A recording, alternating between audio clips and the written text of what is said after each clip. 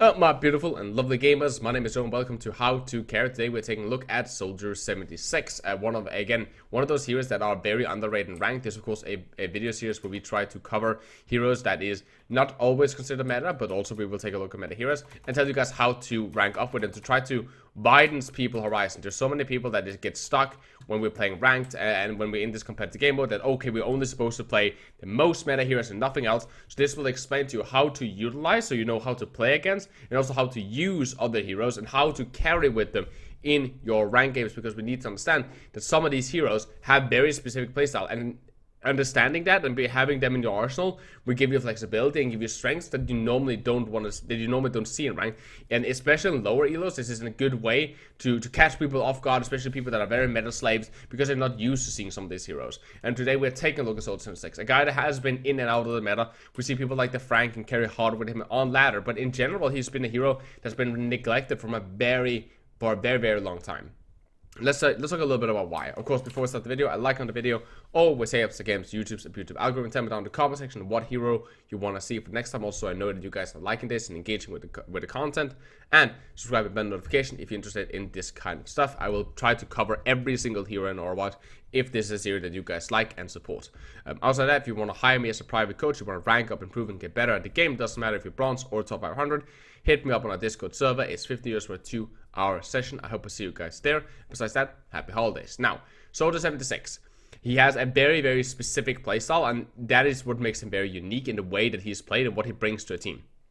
It is a... Before we take a look at the playstyle, actually, let's talk a little bit about his stats. Stats that not a lot of people cover. His rifle does 10 to 20 damage. You have 25 rounds, meaning you deal anywhere in between 250 to 500 damage if you land all body shots. If you, of course, do headshots, then you can land, up to 1,000 damage in a clip. But that's if you land all headshots. Worst case scenario, you need 20 bullets to kill a normal 200 HP hero. Best case scenario, you need 5 bullets to the body to kill a normal 200 HP hero. The average is anywhere between 5 and 8, depending on your accuracy, depending on the range and so on, if you're only using a rifle. Which sounds like a lot of bullets, right? 5 to 8 bullets sound like a lot, right? Especially if you say, oh, Wither needs 1, or Ash needs 2, or Kree needs 2, or maybe 3.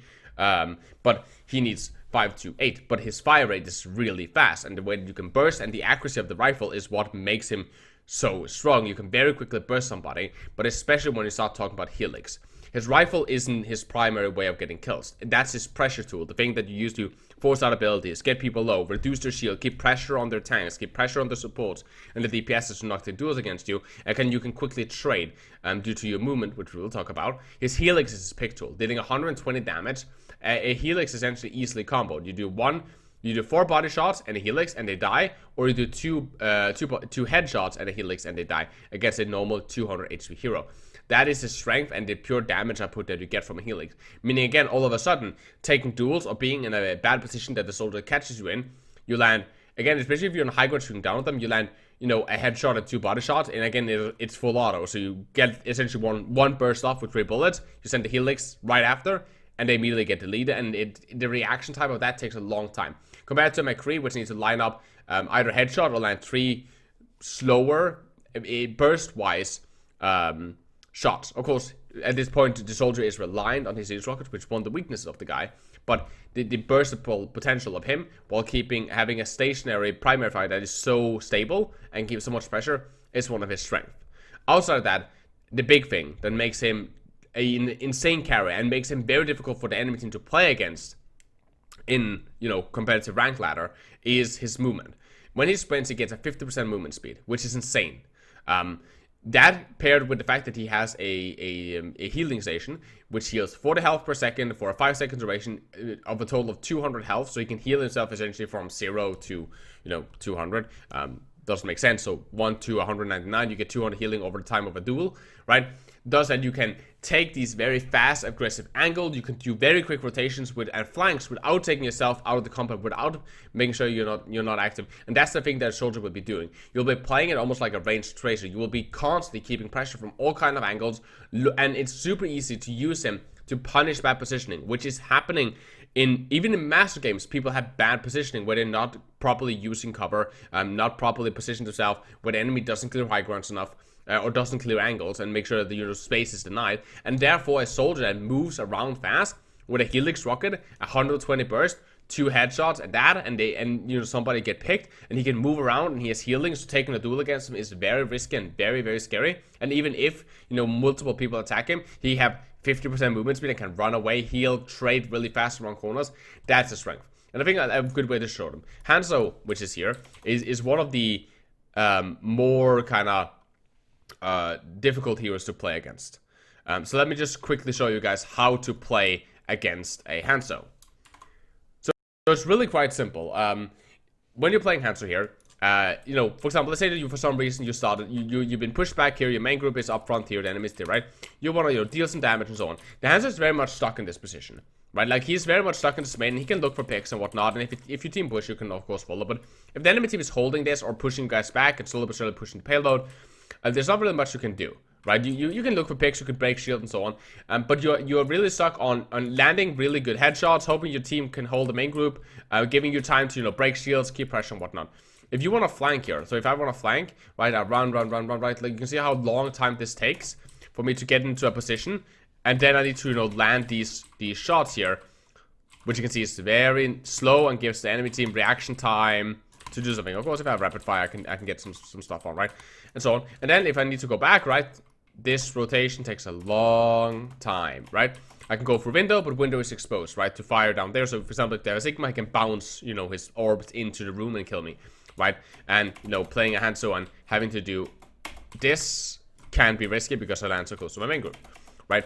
And that is where someone like a soldier, for example, can do this in a very different way. And while Hanzo, you have superior, just straight up damage when it comes to breaking shields and nuking tanks with his burst potential and his overall stuff, the soldier can create so many more angles. So while the Hanzo, yes, is really good at helping to break the shield or burst the tank or get picks, as Soldier 76 can play this so much more, how do I say it?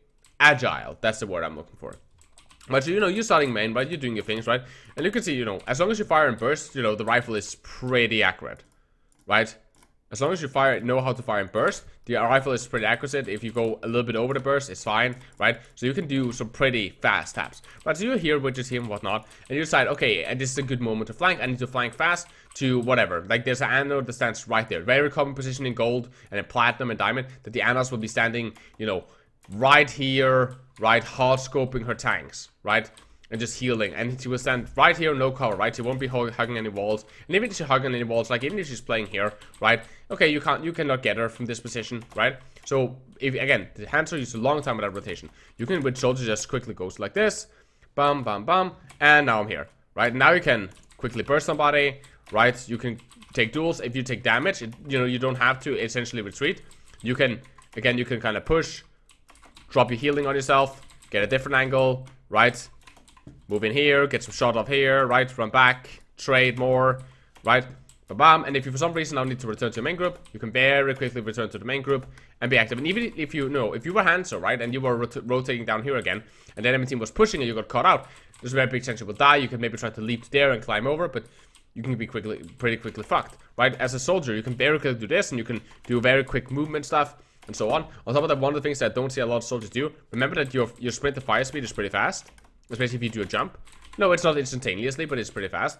So some things that you can do when you're dueling people, is that you can do that. You can sprint to one side and jump to get a little bit of movement speed when you're strafing, right? So if, for example, a Hanzo is looking at you, instead of doing this, right, which some people are very used to fighting, right, or instead of you know, doing what a lot of people do and just like 80 spam, you can do these, right, where you, from time to time, right, which gives you a little bit of extra movement.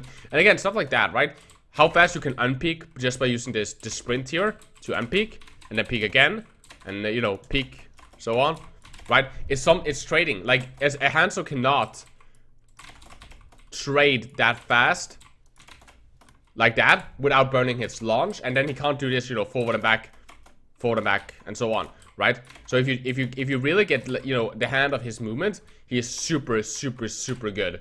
At doing stuff like that. And that's the thing with a soldier. You always want to play, and the win condition when you're playing soldier is to constantly try to just move around and keep pressure from all kinds of angle, looking for people that's out of position, pressuring shields, pressuring tanks. And again, for example, if you have attack visor, and again, the tanks push through the choke, the backline is exposed, you do that flank on the router that I showed, right? You push to the top right, and then you just visor the backline. It works exceptionally, especially in lower elos. In higher elos, that's where soldier can struggle, and you need to sometimes get more creative with your plays, more creative with your angle and how you pressure. But even in that elo, soldier brings a amount of pressure and a style of pressure that so many other people don't bring to the table, which is one of the things that I absolutely love about him, and so many other people also love about him. That's why you should, there's a chance that if you're good at him and you want to try him out, I highly check him out and see if this is something that you might even want to think about using for your rankings, right? Another really good example is Hollywood, right?